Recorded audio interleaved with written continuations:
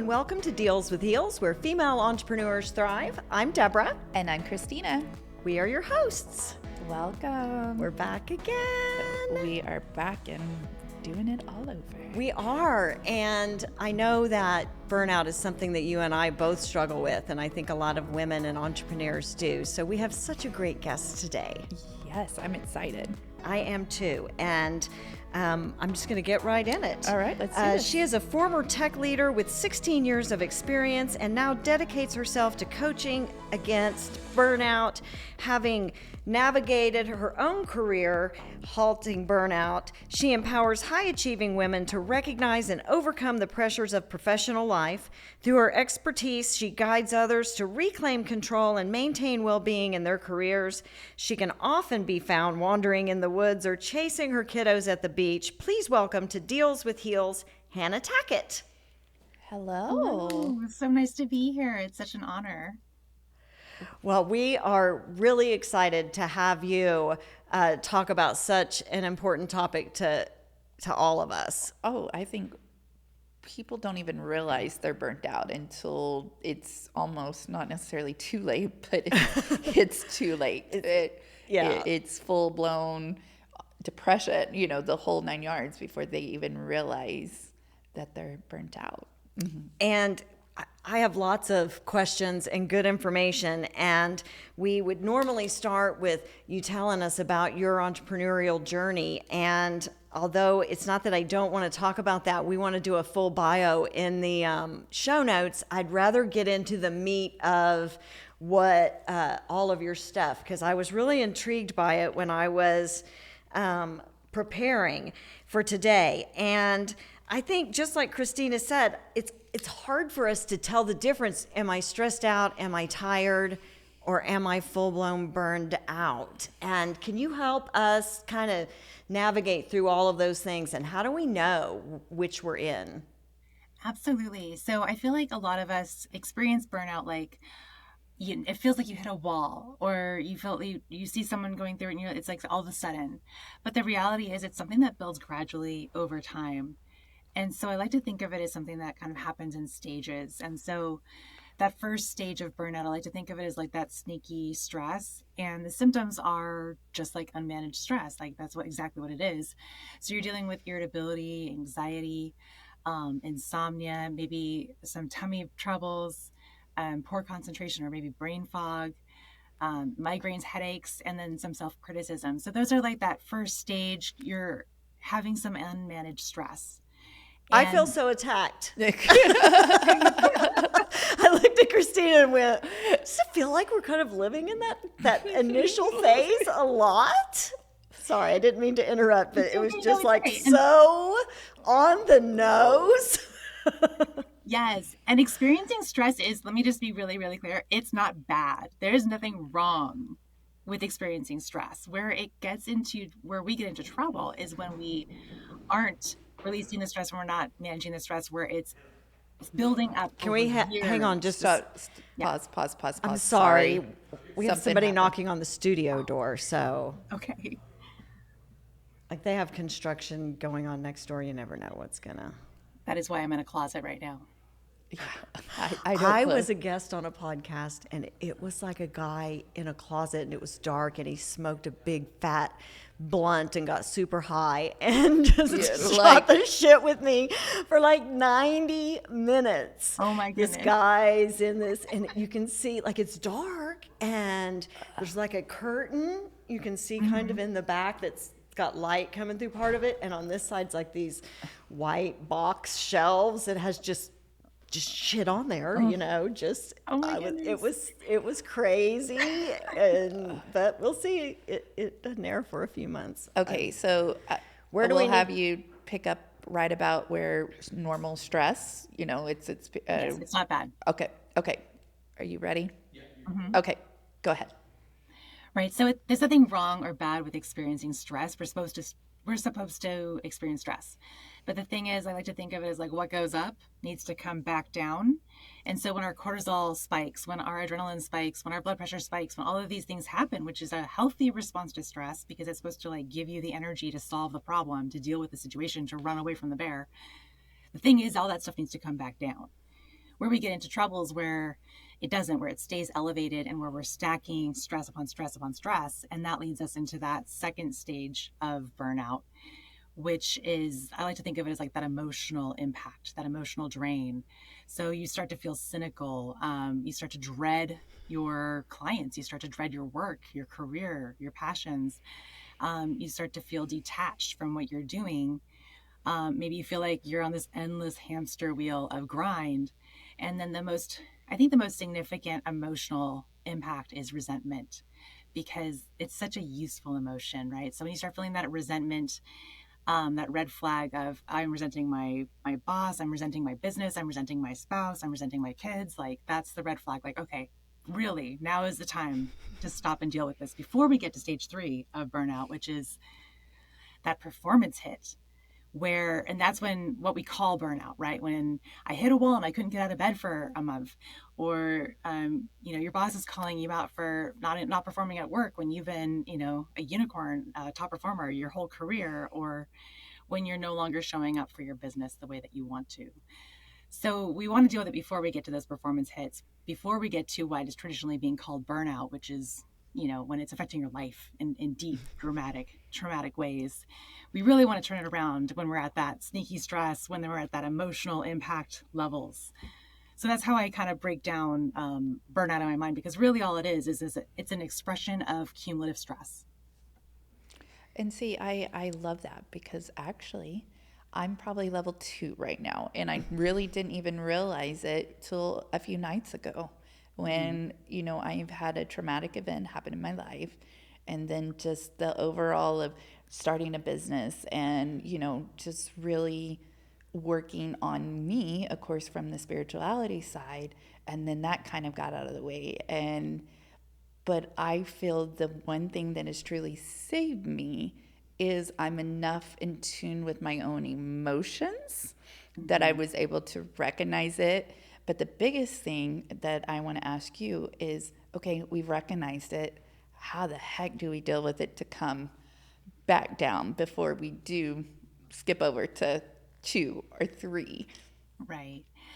So there's a few things that you can do. And I like to think of like the secret key, which is like that first most impactful step. And that is really getting into alignment with your core values, or living in authenticity is another way people are calling it. And the reason that that's the most important thing, and it's not go and spend a day at the spa, which go ahead and do that also, can't go wrong there, but that's not going to solve the burnout, right? So the reason we want to get in touch with our values and really own our own desires is because a lot of the women, the high performers that I've seen who have hit that wall, that burnout, have this experience of being people pleasers, of being overachievers, always on to the next thing on their list, not pausing to celebrate the last accomplishment that they just did yesterday. I know, me too, right? Yeah. It's totally me, man. I'm totally like, okay, me. quit attacking. That's me too. I'm definitely the overachiever, endless to-do list. I've never stopped to breathe. Well, I do now because I make myself, but so yeah, there's the overachieving, there's the people pleasing, there's the perfectionism, which we've all heard about. And then there's the 2 more that we don't talk about as much, which is the helping. So when you're stepping in and you're like overextending yourself on behalf of others, and I think that was it. Actually, I think we did it. Yeah. So those are like the behaviors that drive us to burnout. And so in order to solve for those behaviors and turn those around, that's when we need to step into our core values. Like, what matters to me right now in this season, in this phase of life? Am I marching to the beat of someone else's drum? Am I living someone else's definition of success? Because those are really, really fast ways to end up burnt out. Yeah, they fall right into that people pleasing, living up to other people's expectations. I'm all about limiting expectations that I have of myself and others. And because I'm the queen of unrealistic expectations of myself. And I've worked hard to get rid of those.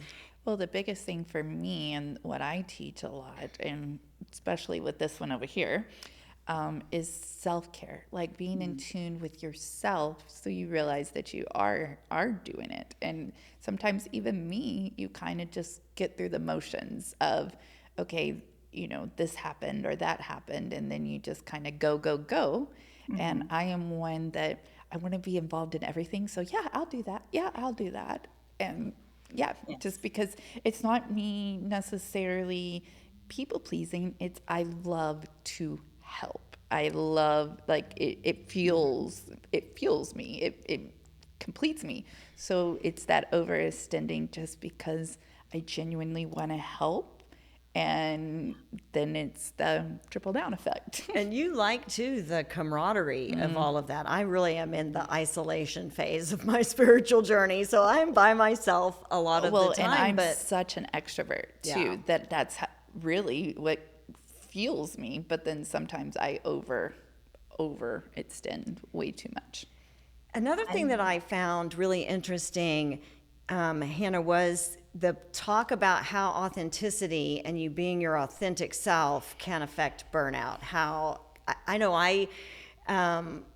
if something is really stressing me out, it's typically something I either need to work on or something I shouldn't be doing. You know what I mean? It's like it's a sign that I need to be. They're screaming at me not to go that direction, and I'm just forcing it all of the way. But I found it really curious. We talk about authenticity a lot, and you mentioned it as part of your earlier answer, but how does that affect burnout? Does it save us? Does it make us better and not get burned out as much? Or the short answer is yes. Like, if you tune into your intuition and you are able to honor your yeses and honor your nos, you will be much less likely to burn out. I don't want to oversimplify, but yes, like if you're not doing things you don't want to do, if you're not, like you're saying, pushing yourself in a direction that you don't actually want to go in just because you feel like you have to, you'll have more energy. You'll feel more empowered by what you are doing. So your activities will fill your cup instead of draining you. So being in alignment with your own values, living authentically that is a secret key to ending and preventing burnout. There's ways to get there, and it's definitely easier said than done. I'm sure you are aware. And it's a practice. It's not like in a destination and you're there, And I love what you said earlier about how the helping fills your cup, because I refer to those like the people pleasing, the perfectionism, the helping, the overachieving. Those are like flip sides of a coin, right? So those, I call them like the success traps, because those are what are driving us to success, and they're not bad in of themselves, but when out of balance, when driven by fear, they can drive us to burnout. So, nothing is like perfectionism isn't all bad. Like you've got great high standards, attention to detail. There are good things in that bucket. So yeah, it's about, finding that, I don't like the word balance, so we can get into that, but finding that other side of the coin, like getting back on the side of the coin where it's your cup is being filled, but you're not being drained. And that is hard to do. One of the things when we talk about self-care, I do a lot of things for self-care, but I'm not a true extrovert. I'm good at being an extrovert, but I don't want to, and it's incredibly draining on me, and I don't realize I'm deep into my reserve tank until it's too late. And you can't tell I'm in it either. It feels pretty normal. I might feel a little bit more run down, but how someone like me that doesn't realize, and how can I, there's got to be some missing signals that I'm not hitting, because, and I did it just a few weeks ago. Didn't realize how much I was in my reserve tank, and I couldn't get up the next day. One day I just was like, nope, my body said, nope, not doing it today. And I struggle with that. I'd like to be able to recognize it before it gets to that. Right. And part of that is like what you just did was you rested that day, right? You listened to your body. So good. And then well, my body wouldn't physically let me continue, Hannah. If you really want to know the truth of it, I try to be proactive, and Christina has helped me so much, saying it's okay to rest. I have that. I was in corporate world for a long time, and so I have that hustle culture. I need to be there at 8:30 in the morning, even though I was up till midnight. And so I've done better. Christina's helped me so much with all of that, but I still don't recognize when I'm deep into my reserve tank and then I'm depleted. And literally, I cannot physically do it. I have to get almost to that point. And I want to be better at recognizing when I'm doing that. Absolutely. So there's like a simple tactical thing that, I do with my clients where you look at your calendar and you can color code, what's going on that week, and, keep it simple, do, energy draining, energy giving, and maybe neutral. And then you can think about, your past experiences, like how much energy draining can you handle and still be in a healthy space, without going too far to the point where you're not functioning very well, not able to get up. Maybe stop it before you get to that point, like when you're feeling that grit, that grittiness, that grind feeling, stop it before you get to that point. And try to offset those activities with activities that fill your cup. I like that, categorizing it, because that would help me. Because what I found, because I also do a lot of guest appearances, and it's not that it's super hard brain work, it's not physical, but for me, it's incredibly draining to be on so much since I'm not a true extrovert. And on weeks where we record a lot of episodes, and then I have a lot of those too, it was just like, whoa, I was done. Well, and I think also from a creative standpoint, you can get into creative modes, and with your clients, and you're trying to do this for this client, you're trying to do this for this client, but then you're also being able to use kind of like time management, but use and kind of see what those colors, set a color of your each of your clients, and then set a color for you, like when you're doing your dates or whatnot. But then also, I think a lot of it could potentially be you're on so much, and that's just not your natural thing. So it drains you a lot more than it would me, if that makes sense. Right. And it definitely does. I tell Christina, I don't know why it uses so much of my personal bandwidth, but it definitely does. And so that's going to be a drainer. For me, having different colors for clients and all of that's too much for my creative brain. But having them separated, so I know if I've got a week that's all yellow, that's okay, I got to rearrange. That's going to drain me. I love that. That works well for me to have those types of categories, so I know I need some of this talking to clients and strategy and brainstorming, because I feed off of all of that. And to balance that, that's such a great idea. And then also, each week, kind of make towards the end of your week things that if it doesn't happen, it's going to be okay, if that makes sense. And yeah, I'm getting better at that. But. And if it happens, great. If it doesn't, it's not going to kill your week. And one of the things as a creative person, I hate to do admin, but admin isn't draining. Actually, admin is empowering. I feel so accomplished when I'm finished, and now I feel like I've got my shit together and I can get it done. So that would actually be something that would probably benefit me adding it in, even though it's something I 100% don't ever want to do. But it's calming to have it done, and you feel like, okay, I got that off my back. It's more empowering to do it.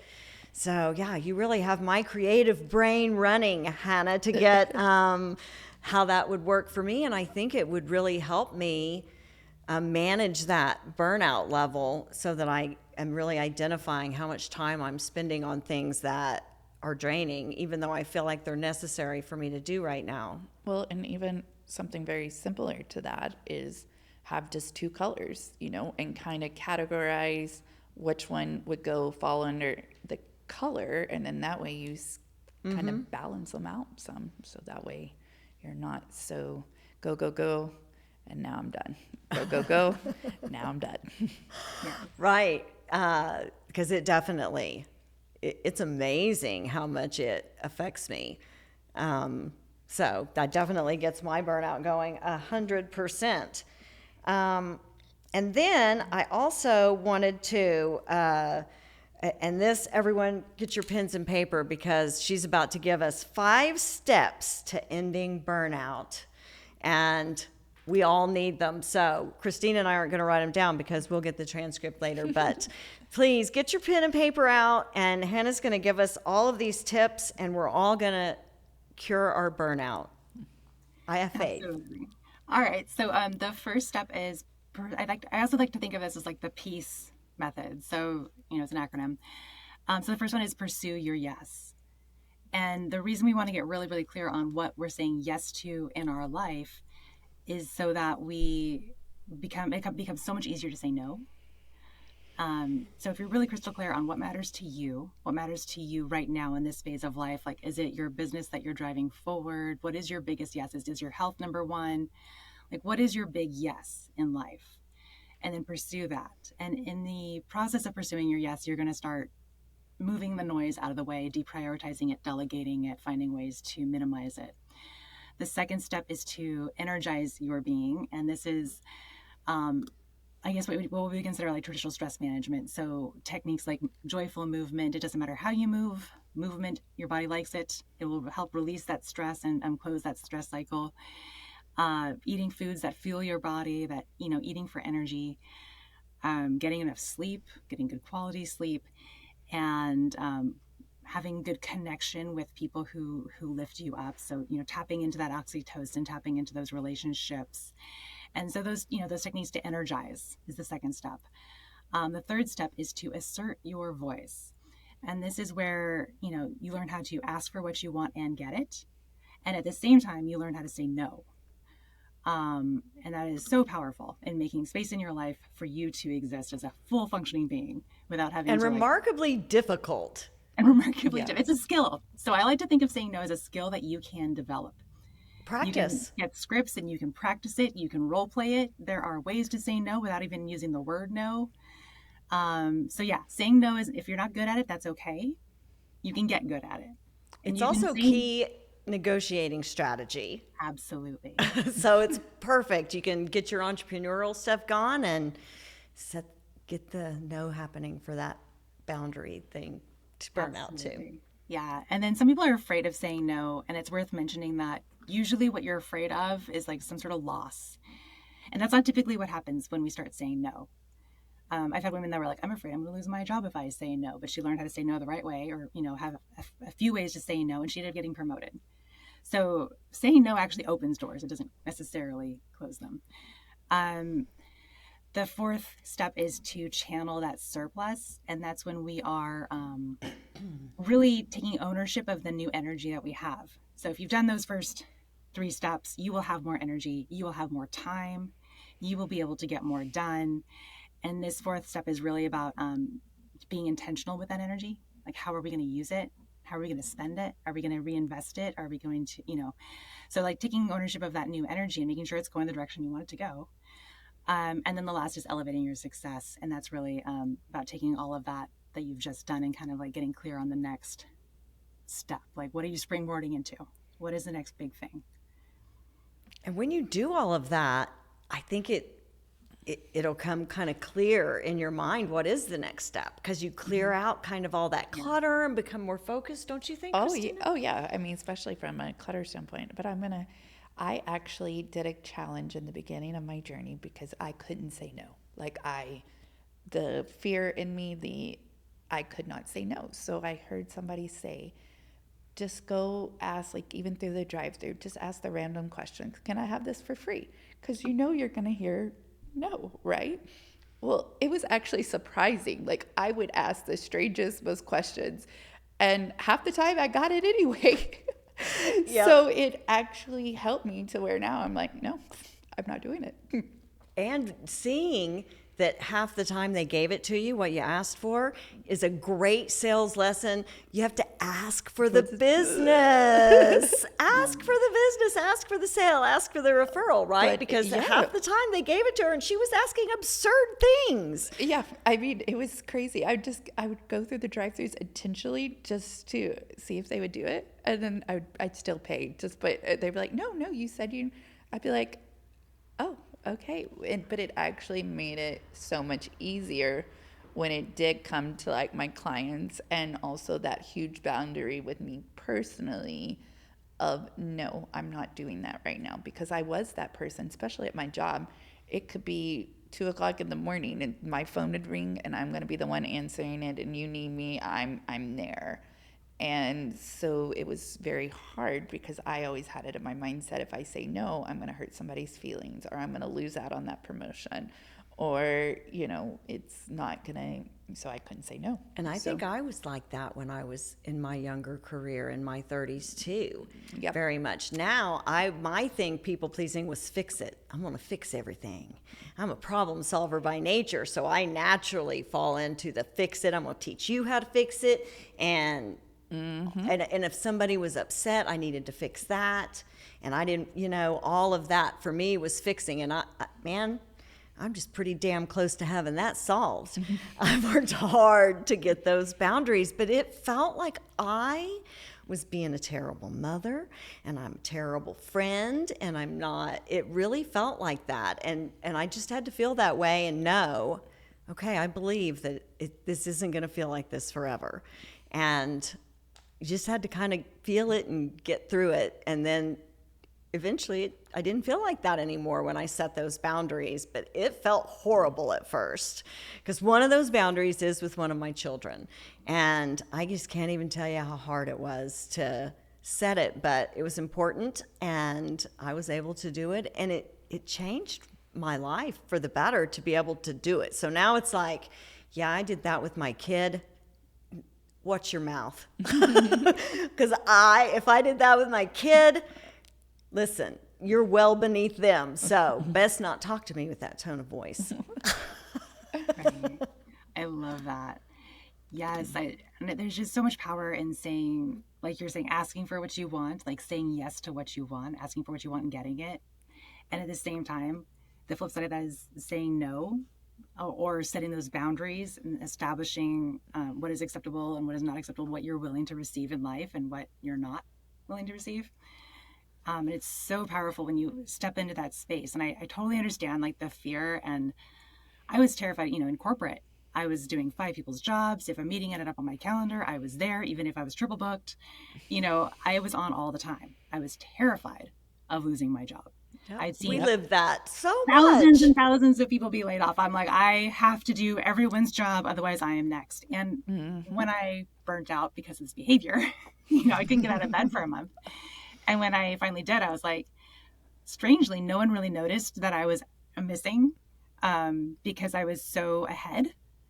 And I was like, okay, well, that's interesting. No, I didn't get fired, even though I was deathly ill and couldn't function. I'm like, that's interesting. I wonder what kind of boundaries I could create.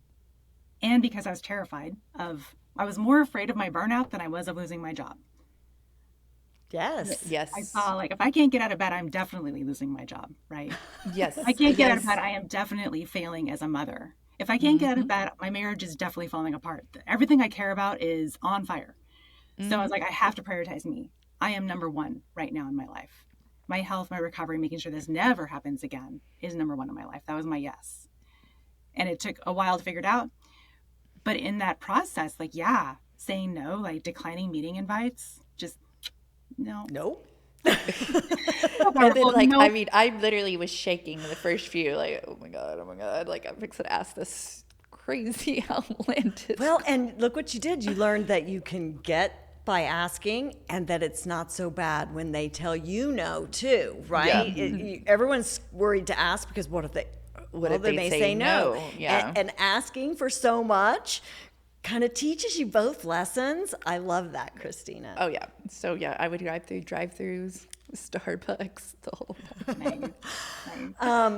Nice. It never ceases to amaze me how fast our show goes when we have a great guest and we all kind of get into it. But we are coming to the end.